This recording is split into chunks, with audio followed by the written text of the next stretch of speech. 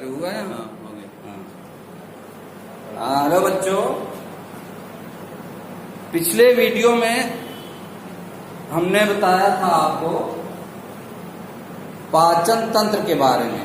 तो पाचन तंत्र में दो चीजें बताई गई थी, एक बताया गया था आहार नाल और दूसरा बताया गया था पाचन ग्रंथियां। पाचन से संबंधित जो ग्रंथियां, उनको पाचन ग्रंथियां या पाचन ग्रंथियां कह सकते हैं, डाइजेस्टिव ग्लैंड्स इसको अंग्रेजी में कहते हैं। पाचन ग्रंथि जो है, कौन कौन सी ग्रंथियां हैं जो पाचन ग्रंथियां हैं। पाचन ग्रंथियों से पाचक रस निकलता है जिसमें एंजाइम्स होते हैं या विकर होते हैं, उसी को हिंदी में कहा जाता है, और वो भोजन को पचाने में सहायता करते हैं। अब जैसे पहली ग्रंथि जो है वो है लार ग्रंथि, सलाइवरी ग्लैंड्स। ये हमारी मुख गुहा में पाई जाती है। ये 3 जोड़ी होती है। ये बहुत इंपॉर्टेंट है, कभी कभी पूछा जाता है, अक्सर पूछा गया है सवाल कि हमारे शरीर में कितनी लार ग्रंथियां पाई जाती हैं। तो हमारे शरीर में 3 जोड़ी लार ग्रंथियां पाई जाती हैं। इन लार ग्रंथियों से लार स्रावित होता है। लार जो है इसमें 99% जल होता है, 1% में कुछ एंजाइम्स और म्यूकस जो होते हैं वो होते हैं। तो 3 जोड़ी लार ग्रंथियां जो होती हैं, और एक दिन में 1 लीटर से लेकर के 1.5 लीटर तक जो है वो लार स्रावित होती है प्रतिदिन। ये अब लार ग्रंथि जो है ये 3 प्रकार की होती है। नंबर 1 है कर्ण पूर्व या कर्ण मूल भी इसको कहते हैं, इसको अंग्रेजी में कहते हैं पैरोटिड। ये सबसे बड़ी ग्रंथि है, लार ग्रंथियों में सबसे बड़ी ग्रंथि।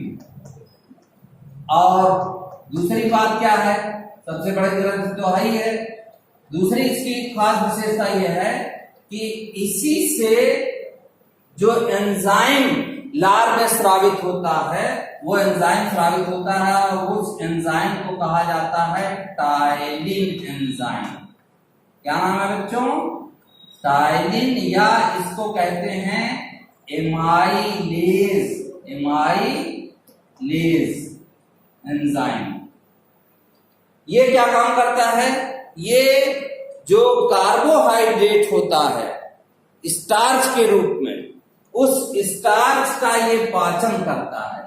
ये टाइलिन या स्टार्च, अगर मैं यहां लिख दूं स्टार्च है, और ये टाइलिन या एमाइलेज एंजाइम स्टार्च को किसमें बदल देता है? शर्करा में, सरल शर्करा में।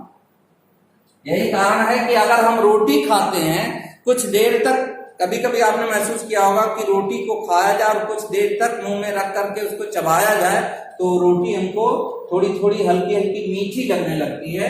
उसका कारण क्या है? उसका कारण यह है कि यह एमाइलेज या टाइलिन एंजाइम जो होता है वो इस स्टार्च को शर्करा में बदल देता है। एक काम। दूसरा काम, यहीं पर इसी ग्रंथि से एक और एंजाइम निकलता है, उसको कहते हैं लाइसोजाइम एंजाइम। यानी कौन सा एंजाइम? लाइसोजाइम एंजाइम भी स्रावित होता है, लेकिन मुख्य आपका टाइलिन या एमाइलेज है, ये इंपॉर्टेंट है। लाइसोजाइम क्या काम करता है? ये जीवाणुनाशक है, यानी भोजन के साथ अगर कुछ बैक्टीरिया या जीवाणु आ जाते हैं तो उनको मारने का काम कौन सा एंजाइम करता है? Lysozyme enzyme. ये पहली ग्रंथि लार ग्रंथि हो गई। दूसरी लार ग्रंथि जो है उसको कहते हैं अधोहनु,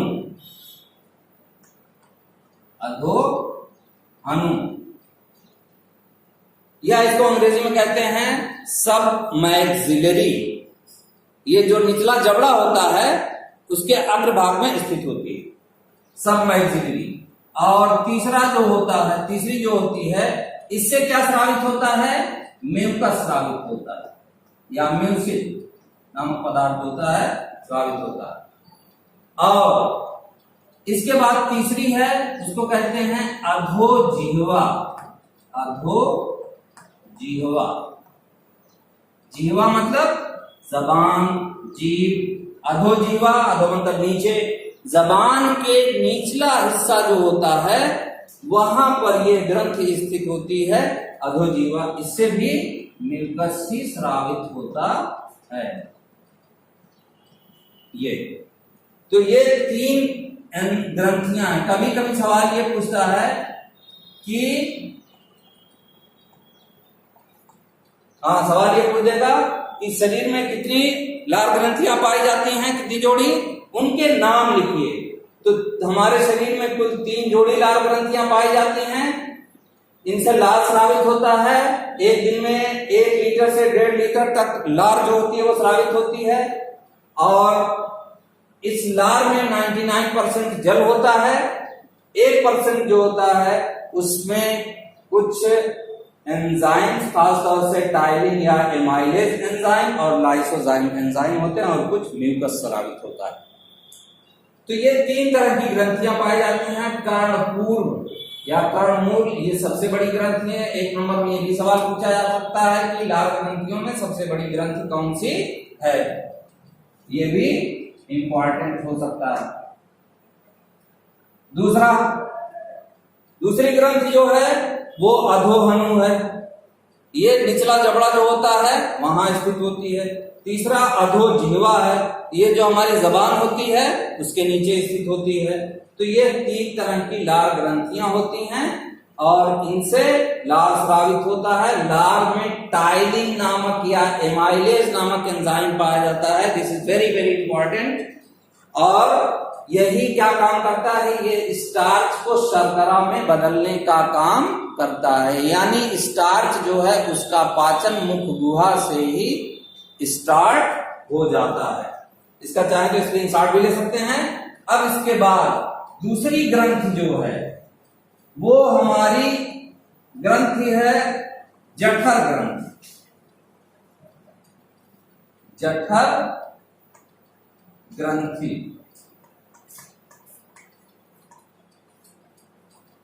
जठर ग्रंथि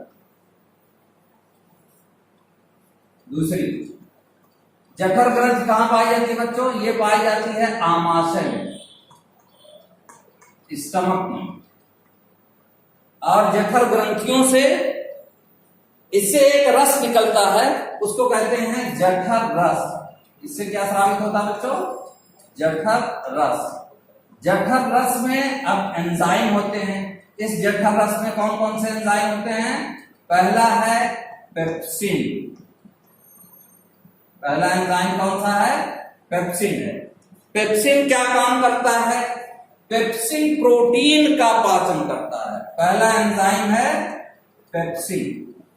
पेप्सिन क्या काम करता है? प्रोटीन जो हमने भोजन के रूप में ग्रहण किया है वो प्रोटीन जो होती है पेप्सिन एंजाइम की उपस्थिति में यह बदल जाती है अमीनो अम्ल में, पेप्टोन्स में और अमीनो अम्ल में कर सकते हैं। कुछ पेप्टोन्स में और कुछ जो है वो अमीनो अम्ल में, क्योंकि लास्ट में अमीनो अम्ल, आखिर में पेप्टोन्स और पॉलीपेप्टाइड्स जो होते हैं वो भी टूट करके अमीनो अम्ल में ही टूटते हैं, क्योंकि प्रोटीन जो है ये पचने के उपरांत अमीनो अम्ल के रूप में विघटित हो जाता है, टूट जाता है, और इसके लिए पेप्सिन नामक एंजाइम जो है ये आवश्यक होता है। दूसरा है रेनिन है। दूसरा एंजाइम कौन सा है? रेनिन है। यहां में लिखना रेनिन। रेनिन क्या काम करता है? दूध में एक प्रोटीन पाई जाती है, उसको कहते हैं कैसीन। दुग्ध प्रोटीन। दुग्ध प्रोटीन को यह क्या काम करता है? इसका पाचन करता है।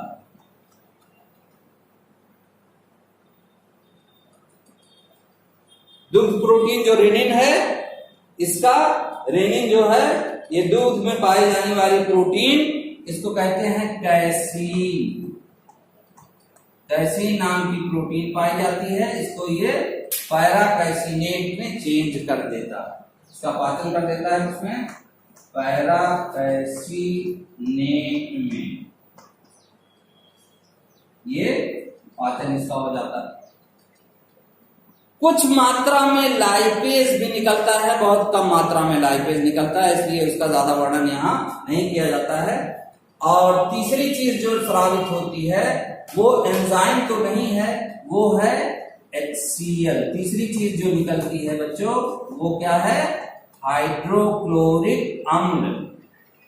हाइड्रोक्लोरिक अम्ल HCl, ये क्या काम करता है, हाइड्रोक्लोरिक अम्ल का कार्य, इसका कार्य समझ लीजिए। HCl का कार्य, क्या क्या कार्य है इसके, नंबर 1, ये क्या काम करता है, भोजन के माध्यम को अम्लीय करता है, भोजन के माध्यम को अम्लीय करता है, को अम्लीय, भोजन के माध्यम को अम्लीय करना पहला काम हो गया। दूसरा काम, भोजन को सड़ने से बचाना, भोजन को सड़ने से बचाना। तीसरा काम, जीवाणुनाशक के रूप में, जीवाणुनाशक के रूप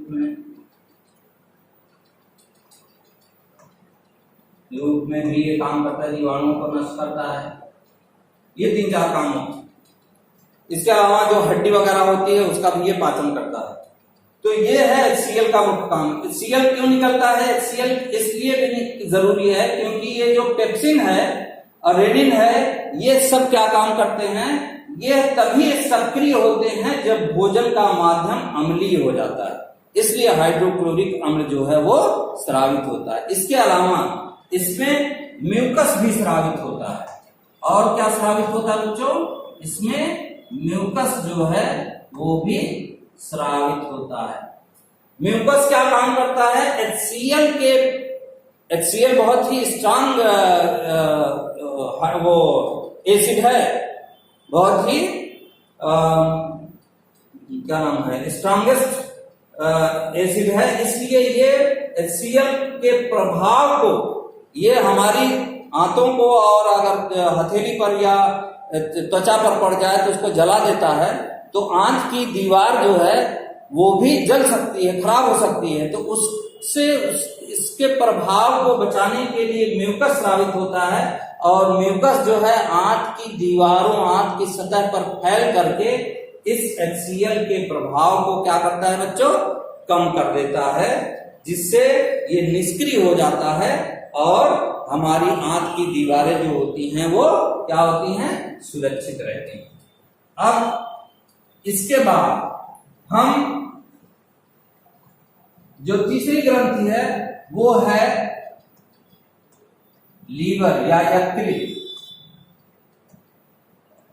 यकृत ये बहुत इंपॉर्टेंट है। लीवर, इसके कार्य भी पूछा जाता है। लीवर या यकृत ये सबसे बड़ी ग्रंथि है हमारे शरीर की। पहली बात तो ये आपको मालूम होना चाहिए, सबसे बड़ी ग्रंथि, शरीर की सबसे बड़ी ग्रंथि कौन सी है, यकृत है। ये बहुत ही इंपॉर्टेंट, 1 नंबर में ये सवाल। इसका वजन,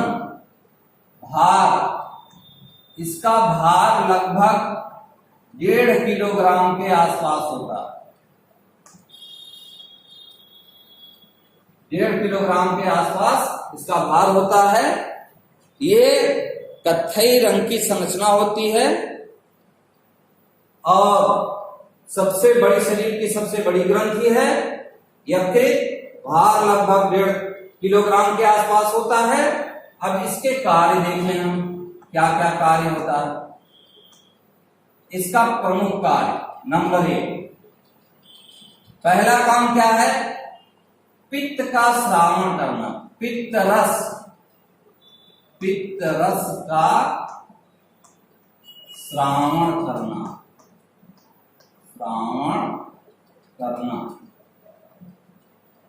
पित्त रस का क्या काम है? पित्त रस को ये स्रावित करता है। एक सवाल पूछा जाता है कि पित्त रस का श्रावण कहाँ होता है, तो यकृत जो है उसमें एक थैली जैसी रचना भी बताई, एक थैली जैसी रचना भी होती है जिसको हमने बताया है, वो पित्ताशय होता है। लेकिन पित्त रस का श्रावण जो होता है वो यकृत में, लीवर में ही होता है, पित्ताशय के अंदर नहीं होता है। यकृत में पित्त रस बनता है और पित्ताशय जो होता है, पित्ताशय के अंदर पित्त रस जो होता है वो संचित हो जाता है, स्टोर हो जाता है। पित्त रस का श्रावण करना। नंबर 2, अमोनिया को यूरिया में बदलना। अमोनिया जो है, अमोनिया को यूरिया में बदलना। इसलिए बदला जाता है, अमोनिया ज्यादा विषैला है, ज्यादा विषैला पदार्थ, तो इस विषैले पदार्थ को कम विषैले या कम हानिकारक पदार्थ में बदल दिया जाता है जो यूरिया होता है। यूरिया कम हानिकारक है और अमोनिया जो है ये ज्यादा हानिकारक है। तो ये कार्य भी कहाँ होता है? यकृत के अंदर होता है। तीसरी बात, इसके अलावा आवश्यकता से अधिक ग्लूकोज को, आवश्यकता से अधिक ग्लूकोज को ग्लाइकोजन में बदलना, को ग्लाइकोजन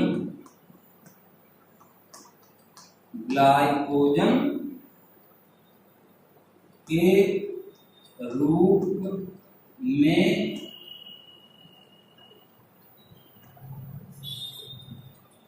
संचित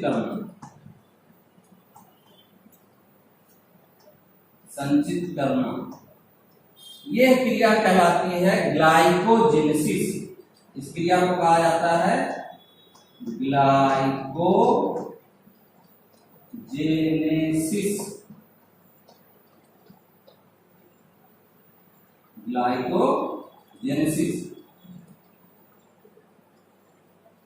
ग्लाइकोजेनेसिस देखो बच्चों, होता क्या है, भोजन पचने के उपरांत जो कार्बोहाइड्रेट है, जो फैट है, ये तमाम सारी चीजें पच करके शर्करा में बदल जाती हैं, ग्लूकोज के रूप में हो जाती हैं। तो जब ग्लूकोज के रूप में हो जाती हैं तो आवश्यकता से अधिक जो ग्लूकोज होता है, ग्लूकोज का इस्तेमाल होता है श्वसन की क्रिया में और उससे ऊर्जा निकलती है। तो हमारे शरीर में हर वक्त एक ग्लूकोज की मात्रा हर वक्त रहती है, उसको कहते हैं ब्लड शुगर। लेकिन वह एक मात्रा जो है एक निश्चित मात्रा में ही रहना चाहिए। जब उससे ज्यादा हो जाती है ग्लूकोज की मात्रा, तो यकृत की कोशिकाएं क्या काम करती हैं, उस ग्लूकोज को ग्लाइकोजन के रूप में संचित कर लेती हैं। इस क्रिया को कहते हैं ग्लाइकोजेनेसिस। और जब आवश्यकता पड़ती है, जब रुधिर में ग्लूकोज की मात्रा कम हो जाती है, तो फिर से यह ग्लाइकोजन जो होता है इसको फिर से ग्लूकोज में बदल दिया जाता है। अब ये देखो क्या होता है, ये ग्लूकोज है और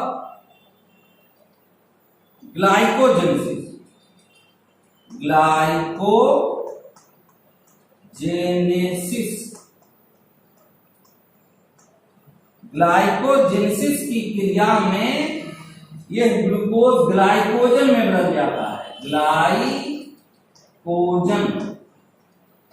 में परिवर्तित हो जाता है।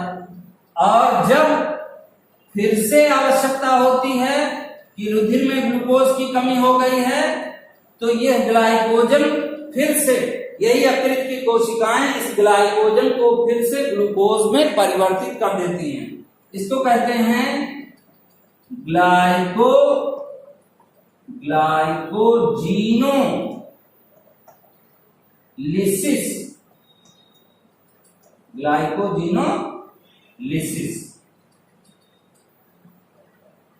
ये तो ग्लाइकोजेनेसिस क्या है और ग्लाइकोजीनोलिसिस क्या है? ग्लाइकोजेनेसिस ग्लूकोज को ग्लाइकोजन में परिवर्तित करना ग्लाइकोजेनेसिस है, और ग्लाइकोजन को ग्लूकोज में परिवर्तित करना ये ग्लाइकोजीनोलिसिस है। ये कभी कभी आपसे सवाल पूछ दिया जा सकता है कि ग्लाइकोजेनेसिस किसे कहते हैं। तो आवश्यकता से अधिक ग्लूकोज जो होता है उसको यकृत कोशिकाएं ग्लूकोज में परिवर्तित कर देती हैं।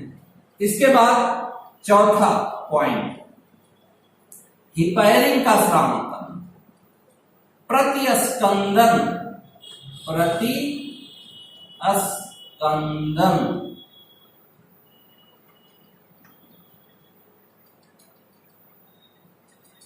हिपैरिन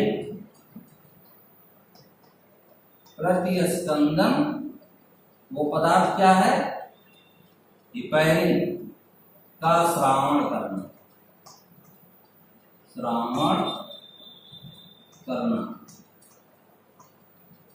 देखो बच्चों, होता क्या है, हमारे शरीर के अंदर रुधिर हर वक्त बहता रहता है। जो रुधिर नलिकाएं होती हैं धमनी और शिराओं में, तो रुधिर का हमारे शरीर के अंदर रुधिर को जमना नहीं चाहिए। रुधिर जम जाएगा तो हमारी मृत्यु हो जाएगी। तो रुधिर को जमने कौन नहीं देता है? हिपैरिन जो है, ये जब तक रुधिर में रहता है तब तक रुधिर जो है वो जमता नहीं है। तो हिपैरिन एक एंटीकागुलेंट है या प्रतिस्कंदन पदार्थ है, और इस हिपैरिन का स्रावण जो है वो भी कौन करता है बच्चों? यकृत की कोशिकाएं करती हैं। इसके अंदर वसा का संचय भी ये करती हैं। वसा का संचय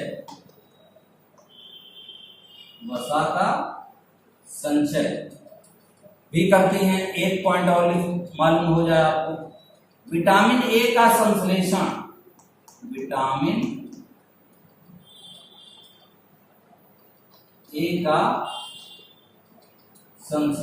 भी ये करती है। ये कुछ इंपॉर्टेंट कार्य हैं इसके यकृत के। यकृत हमारे शरीर की सबसे बड़ी ग्रंथि है, ये इंपॉर्टेंट है। इसका भार 1.5 किलोग्राम के आसपास होता है। इसके कार्य क्या है? पित्तरस का स्रावण करना, जो हल्के हरे पीले रंग का पदार्थ होता है, और अमोनिया को यूरिया में बदलना। अमोनिया ज्यादा हानिकारक है, यूरिया कम हानिकारक है, तो ये अमोनिया को यूरिया में बदल देता है। आवश्यकता पड़ने पर आवश्यकता से अधिक ग्लूकोज को ग्लाइकोजन के रूप में संचित करना, जिसको ग्लाइकोजेनेसिस कहा जाता है। और जब फिर हमको ग्लूकोज की कमी हो जाती है तो उस ग्लूकोज को फिर से उस ग्लाइकोजन को फिर से क्या काम किया जाता है? ग्लूकोज में परिवर्तित कर दिया जाता है। इसको कहते हैं ग्लाइकोजीनोलिसिस। हिपैरिन नामक पदार्थ का स्रावण करता है। हिपैरिन एक एंटीकागुलेंट या प्रतिस्कंदन है, जिसके द्वारा रुधिर हमारे शरीर के अंदर जमता नहीं है। वसा का संचय करता है, विटामिन ए का संश्लेषण करता है। ये बात हो गई यकृत से संबंधित। अब लास्ट एक और क्या नाम है, पाचन ग्रंथि जो है अग्न्याशय पैंक्रियाज, अग्न्याशय ग्रंथ। इसके बारे में पैंक्रियाज या अग्न्याशय ग्रंथ ये एक मिश्रित ग्रंथि। क्या है बच्चों? मिश्रित ग्रंथि। मिश्रित ग्रंथ किसे कहते हैं? देखो, ग्रंथि जो, पहले एक बात ये समझ लो, ग्रंथ क्या है? ऐसी कोशिका या कोशिकाओं का समूह या अंग जिससे किसी पदार्थ का स्रावण हो, कोई पदार्थ स्रावित हो, उसको हम ग्रंथि कहते हैं, ग्लैंड या ग्रंथि कहते हैं। जैसे पसीने की ग्रंथि है, त्वचा के अंदर जो है तेल जैसे पदार्थ होती हैं, तैलीय ग्रंथियां पाई जाती हैं। और ग्रंथियां जो होती हैं दो प्रकार की होती हैं, एक होती हैं बहिस्रावी, एक होती हैं अंतःस्रावी ग्रंथि। बहिस्रावी ग्रंथि और अंतःस्रावी ग्रंथि। बहिस्रावी और अंतःस्रावी, बहिस्रावी ग्रंथि और अंतःस्रावी दो प्रकार की ग्रंथियां होती हैं। तो बहिस्रावी ग्रंथ किसे कहते हैं और अंतःस्रावी ग्रंथ किसे कहते हैं? बहिस्रावी ग्रंथ जो होती है इसको नलिका युक्त ग्रंथियां भी कहते हैं, क्योंकि इन ग्रंथियों से जो पदार्थ स्रावित होता है वो नलिकाओं के माध्यम से जिस स्थान पर पहुंचाना है उस स्थान तक पहुंचा दिया जाता है नलिका के माध्यम से। और अंतःस्रावी ग्रंथ क्या होती है? ये ग्रंथियां, इनको नलिका विहीन ग्रंथियां कहते हैं, डक्टलेस ग्लैंड। अंतःस्रावी ग्रंथियों से जो पदार्थ स्रावित होता है, खासतौर से हार्मोन, जिससे जो स्रावित होता है उसको हार्मोन कहते हैं। ये क्या काम करती हैं? इनसे जो पदार्थ स्रावित होता है वो स्रावित होकर के रुधिर में मिल जाता है और रुधिर के माध्यम से फिर जिस स्थान पर पहुंचना होता है वहां पर वो पहुंचता है। तो ये अग्न्याशय जो है ये मिश्रित ग्रंथि है। एक नंबर पे ये भी बहुत इंपॉर्टेंट सवाल कि किसी एक मिश्रित ग्रंथि का उदाहरण बताइए। तो अग्न्याशय जो है ये मिश्रित ग्रंथि, इसमें बहिस्रावी भाग भी होते हैं और अंतःस्रावी भाग भी होते हैं। बहिस्रावी भाग जो है इससे एंजाइम स्रावित होते हैं, या अग्न्याशय से अग्न्याशयी रस निकलता है, उस अग्न्याशयी रस में उसका बहिस्रावी भाग अग्न्याशयी रस जो होता है उसमें एंजाइम्स होते हैं। कौन कौन से एंजाइम्स हैं? ट्रिप्सिन है। ट्रिप्सिन, ट्रिप्सिन क्या काम करता है? ये प्रोटीन पाचक एंजाइम, प्रोटीन पाचक, प्रोटीन को पेप्सिन। इसके पहले हमने देखा कि आमाशय में जो जठर ग्रंथियां थी उनसे पेप्सिन निकला था, कुछ प्रोटीन का पाचन वहां भी हुआ, बाकी जो प्रोटीन बच जाती है वो प्रोटीन जो है वो ट्रिप्सिन और काइमोट्रिप्सिन जो होते हैं वो एंजाइम इस प्रोटीन को क्या करते हैं? अमीनो अम्ल में बदल देते हैं। दूसरा, लाइपेज एंजाइम स्रावित होता है। कौन सा एंजाइम है? लाइपेज। लाइपेज क्या काम करता है बच्चों? लाइपेज जो है ये वसा का पाचन करता है और वसा को वसीय अम्ल, वसीय अम्ल प्लस ग्लिसरॉल में बदल देता है। Glycerol, fatty acid and glycerol, इसमें चेंज कर देता है। और तीसरा जो है वो एंजाइम है वो है एमाइलेज एंजाइम। एमाइलेज जो सलेवरी ग्लैंड से निकला था, जो लाल ग्रंथ से वहां निकला था, एमाइलेज एंजाइम ये क्या काम करता है? कार्बोहाइड्रेट का पाचन करता है। इसको कार्बोहाइड्रेट को या स्टार्च को, कार्बोहाइड्रेट या स्टार्च जो बच गया है उसको ये शर्करा में बदल देता है, ग्लूकोज में बदल देता है। इसमें बदल देता है बच्चों ग्लूकोज में, ग्लूकोज के रूप में ये उसको चेंज कर देता है। तो ये बहिस्रावी भाग से ये एंजाइम जो है वो स्रावित होते हैं। अब आइए अंतःस्रावी भाग, थोड़ी सी बात यहां भी कर ली जाए। अंतःस्रावी भाग जो होता है, इसका अंतःस्रावी भाग जो है वो कहलाता है लैंगरहैंस की द्वीपिकाएं। लैंगरहैंस की द्वीपिकाएं, द्वीपिकाएं इसको कहा जाता है आइलेट्स ऑफ लैंगरहैंस। लैंगरहैंस एक वैज्ञानिक थे, उनका नाम है, तो उन्होंने उनके नाम पर ही इसमें जो सेल्स होती हैं उसका नाम लैंगरहैंस की द्वीपिकाएं कहते हैं। अब लैंगरहैंस की द्वीपिकाओं में कई तरह की सेल्स पाई जाती हैं। अल्फा सेल्स हैं, बीटा सेल्स हैं। Alpha cells, beta cells. Alpha cells क्या काम करती हैं? इनसे अब हार्मोन का स्रावन होता है, अंतःस्रावी भाग है तो क्या करती हैं? ये हार्मोन स्रावित होती है। यहां ये हार्मोन्स का स्रावन करती है, हार्मोन्स, हार्मोन्स। अल्फा कोशिकाएं जो होती हैं ये ग्लूकागान नाम का श्रावण करती है। ग्लूका अल्फा बीटा कोशिका भी आपको क्लियर हो जाए। अल्फा कोशिका